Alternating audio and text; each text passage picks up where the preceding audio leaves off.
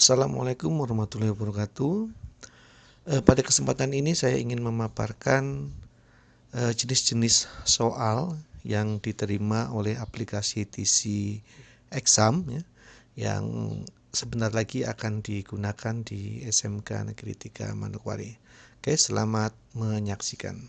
Oke, baik, ini adalah template soal dari TC Exam ya, di mana aplikasi ini bisa mengakomodir salah satunya adalah soal mencocokkan ya, soal mencocokkan ataupun soal dengan jawaban lebih dari satu pada soal pilihan ganda ya. Oke, kita lihat ya. Ini adalah soal umum ya, soal yang pilihan ganda dengan jawaban tunggal. Sedangkan yang kedua ini merupakan soal soal multiple true false. Jadi kunci jawabannya diisi 2 atau lebih ya. Jadi pertanyaan yang jawabannya lebih dari satu jawaban.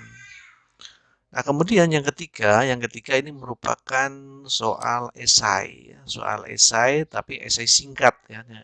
Lebih jelasnya mungkin lebih biasanya kita sebut dengan soal isian singkat ya. Jadi ini bisa langsung otomatis terkoreksi ya. Jadi koreksinya dilakukan otomatis oleh sistem seperti itu. Nah, sedangkan yang keempat ini merupakan soal berurutan. Jadi soal yang mengurutkan, misalnya kepala, pundak, perut, kemudian kaki, paha dan kaki ya. Ini merupakan merupakan soal dengan jawaban mengurutkan. Kemudian yang selanjutnya adalah soal uraian panjang ya, soal uraian panjang. Nah, kalau soal uraian panjang ini tidak bisa mengoreksi otomatis ya, karena jawabannya sangat panjang, biasanya dikoreksi manual oleh gurunya seperti itu.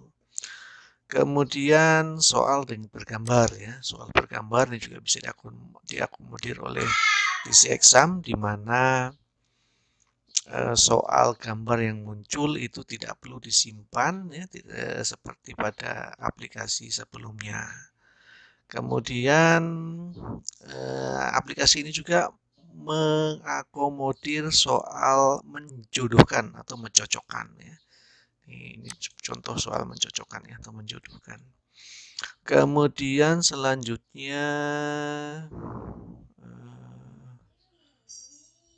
pilihan jawaban dengan persentase kebenaran. Misalnya pilihan A 0, pilihan B 25%, kemudian pilihan C 50%, pilihan D 75%, dan pilihan E adalah yang terbenar, yang paling benar, jadi nilainya adalah 100%. Nah, itu bisa dibuat dalam aplikasi ini. Kemudian yang tidak kalah pentingnya adalah ini yang menurut saya sangat penting ya.